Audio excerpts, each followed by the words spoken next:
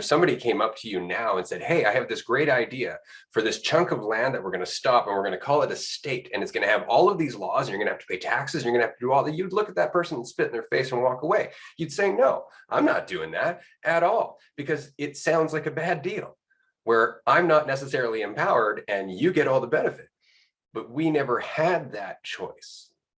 We were born into this under the assumption it's always been, it will always be, and your place is within it firmly. And that's how we grew up.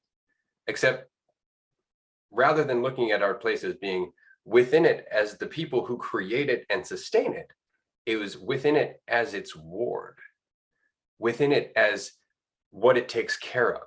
A child, right? You are no longer responsible. You look to us, you ask us for permission. And then some of the other children here, well, they're going to get elected to higher office where they'll be able to voice your concerns to those higher above them. And it just becomes this watered down road to everybody not getting what they want and everybody kind of settling for what the system needs, right? It's always just politics and promises for the sake of keeping the system going, for keeping the same people in power, right? And so until we start removing our agreement to be a part of that, it's very difficult to make any change, because they, or the system, those who run the system, those who believe in the system, those who embody a mentality that the system caters to, are not going to change just because you want them to and because you're asking them to.